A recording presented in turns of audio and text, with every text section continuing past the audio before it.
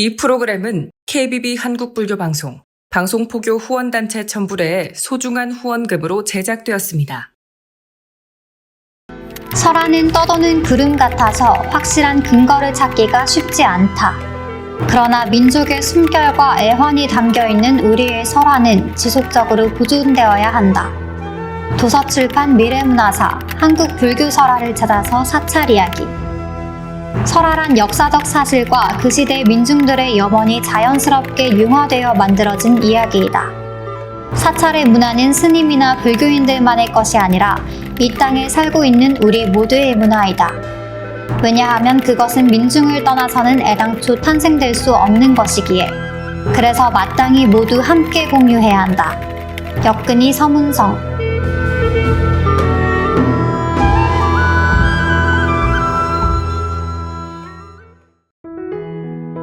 안녕하세요. 사찰 이야기 권서현입니다. 한국 불교 설화를 찾아서 시리즈 제1권 사찰 이야기는 우리나라 사찰 40여 곳에 얽힌 흥미로운 설화를 들려주고 있습니다. 아울러 그곳의 역사도 함께 소개하며 사진을 풍부하게 수록하고 있습니다. 오늘 준비한 사찰 이야기, 강원도 양양군 낙산사 첫 번째 이야기 시작할게요.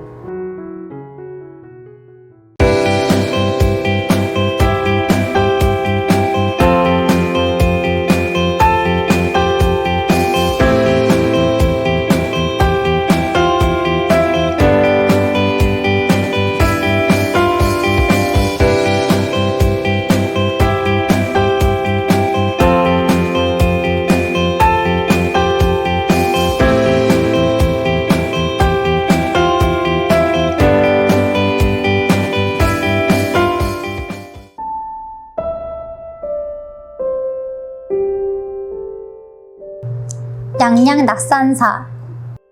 소재지 강원도 양양군 강현면 전진리 낙산. 소속 대한불교 조계종 제3교구 신흥사의 말사.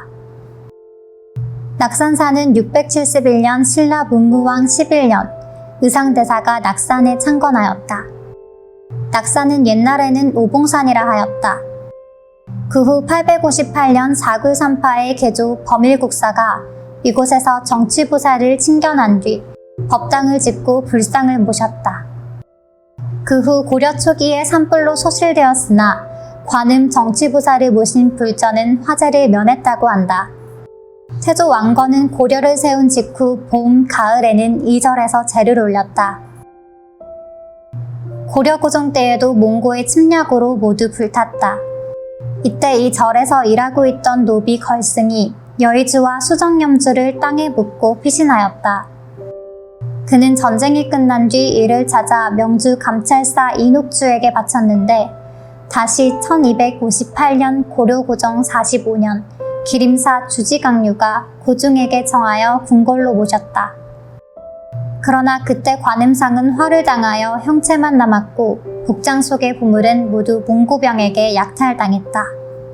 그 뒤 조선 세조 때 중창했으나 임진왜란과 한국전쟁 때 불타서 다시 중건하였다. 그런데 이렇게 갖은 어려움 속에서도 천년 고찰의 명성을 지켜온 낙산사가 안타깝게도 필자가 본 원고를 정리하고 있던 지난 2005년 4월 5일 산불에 의해 소실되어 온 국민의 마음을 아프게 했다.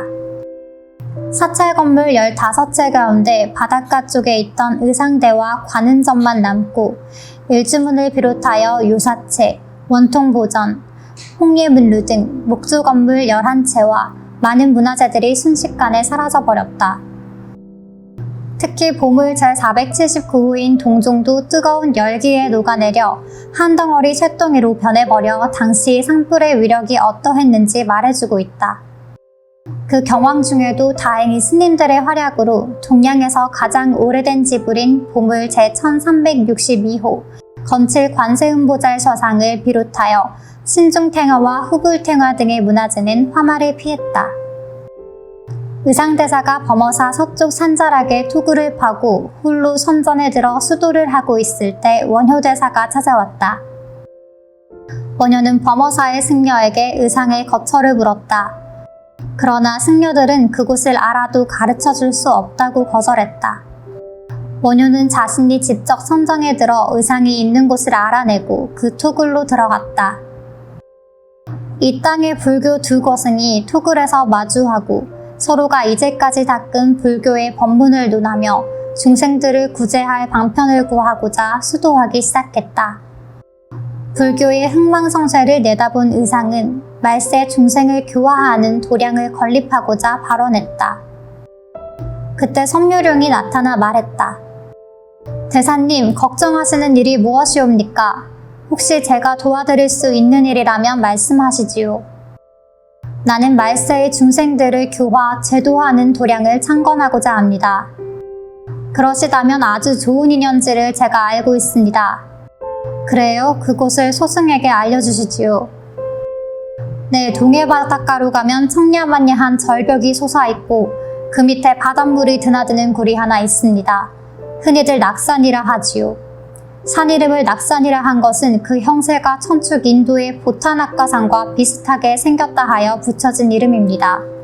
그곳에 대비진신인 백위대살의 생불이 거처했던 성지이기도 하오니 그곳에 대사님께서 바라오는 도량을 건립하시어 관세음보살을 모시면 중생의 큰 복받이 될 것입니다. 참으로 좋은 성지를 알려주셔서 감사합니다. 나무관세음보살. 의상은 섬유룡의 이야기를 듣고 관음보살을 칭찬하기로 했다.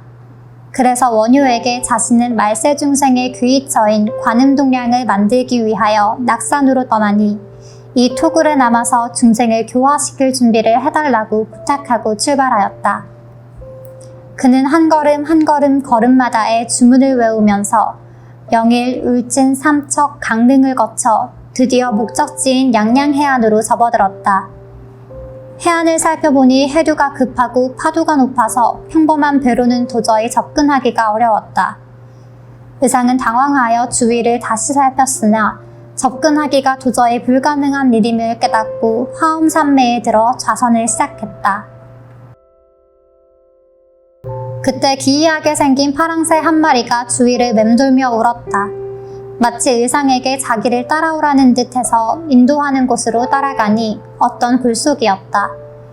의상은 그 굴에서 37일 동안 관세음보살을 만나기 위해 정진을 하였으나 아무런 반응이 없자 아직 인연이 닿지 않았구나 생각하고 굴 밖으로 나왔다.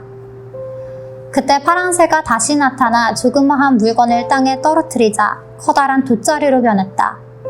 의상은 관세음보살의 원력이로구나 생각하며 감사드리고 있는데 섬무룡이 나타나 말했다. 지금부터 대사님을 제가 인도하겠습니다. 돗자리 위에 오르시지요. 의상이 돗자리를 바다 위에 띄워놓고 그 위에 앉자 신기하게도 그 돗자리가 섬무룡이 인도하는 대로 움직였다. 그렇게 이력편주처럼 돗자리를 타고 해안을 따라 한참을 더 가니 절벽 중간에 겨우 한 사람이 앉을 만한 공터가 나왔다. 섬유룡은 그 아래에 돗자리를 대고 의상으로 하여금 오르라고 했다. 면벽 참선하시는 데에 더없이 좋을 것입니다.